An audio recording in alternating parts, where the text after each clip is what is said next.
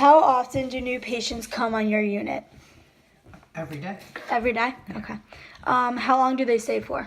Average is 5 to 7 days. Could they stay longer? If they don't get better, they stay longer, yeah. Okay.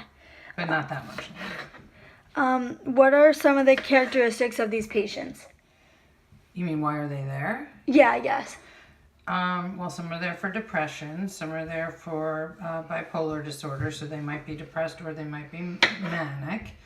Some have psychosis, like they have like a psychotic disorder or psychosis having to do with their depression or schizophrenia. So some of them are paranoid, delusional, hearing voices, and that's it.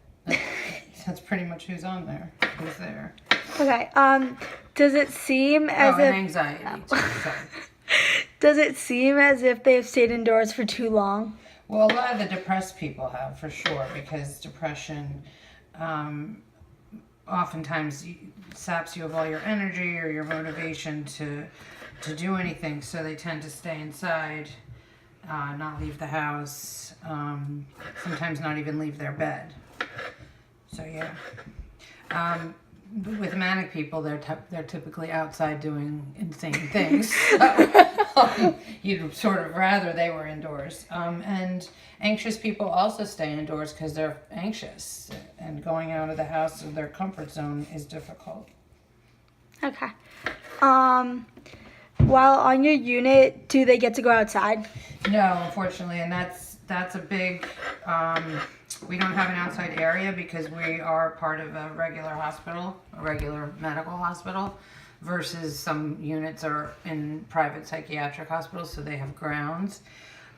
So the patients complain a lot about that. We do have skylights all throughout the unit with benches under them to try to allow them to get some natural sunlight because, or natural light, because of course everyone knows that there, or maybe everyone doesn't know, but there are healing properties to the sun. Mm-hmm.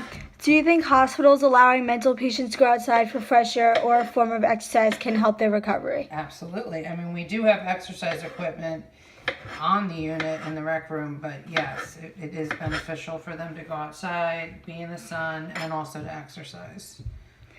Do you think hiking and exercise can have an impact on mental stability? Yes, I do, because well, a couple of reasons. Number one, exercise releases endorphins, which helps with the chemical imbalances that depressed and anxious people have.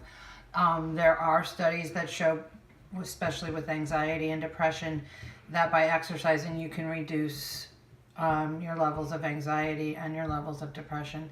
Hiking is sort of more, even though it's physical, it's sort of more of a meditative thing. Like you're out in nature, you're looking at things. You're not just like on a treadmill or running or on a, in a spin class.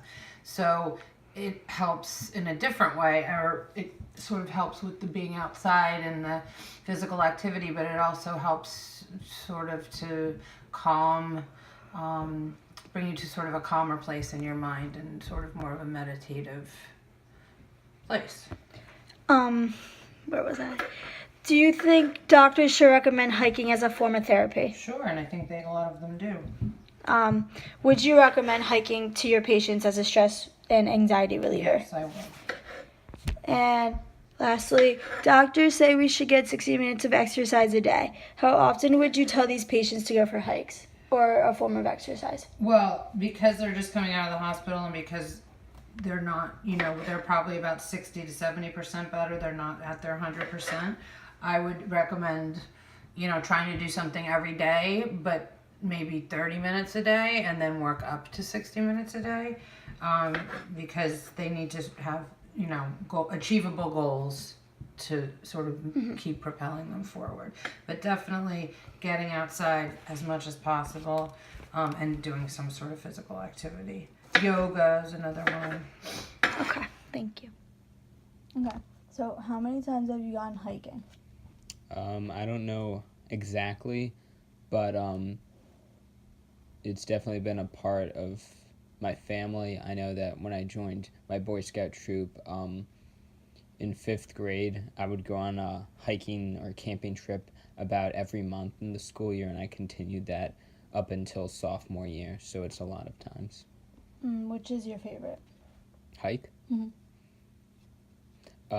Probably it would have to be divided into my favorite hike in New Jersey. It's kind of on the New Jersey-New York border, is Bearfoot Mountain, which is part of the Appalachian Trail, because that is a really nice view. But if you were to consider the whole United States, my favorite hike would be probably my experience in Philmont. Okay. No, we can skip that question. Where do you just said that. Why do you hike in general? I feel like when I hike, I'm alone and I'm also connected to nature and my natural surroundings, and it gives me an alone time so that I can step away from like the busy world we inhabit and just think, and kind of it's calm and peaceful. Who do you go with? Most of the time I'll go with my Boy Scout troop, whoever is on the camping trip with me. But a lot of other times I'll go with my family. My family has been on a ton of camping trips, especially when I was little. And also, not as often, I'll go on a few hiking trips with my friends. How often do you feel people should be outside and have some form of exercise? I definitely think it's an important part in people's lives. I'm not sure about an exact estimate, but I would say just the more often people are outside, the more happy and better they're going to feel. I mean, this even has physical effects such as the amount of vitamin D you need, and that can be obtained through sunlight. So there are both physical and emotional aspects of hiking that are beneficial. How important do you think exercise is to the human mind or mental health? I think it's very important. I think your body and your mind kind of have like a connection in the sense that your mind can influence your body and your body can influence your mind. So by pushing yourself through exercise, you can increase your self-discipline and also increase endorphins in your mind. And also by having strong mental health through meditation or hiking or just mindfulness, you can also feel less pain and be happier in your life. How important is exercise in your everyday life? To me, exercise is very important.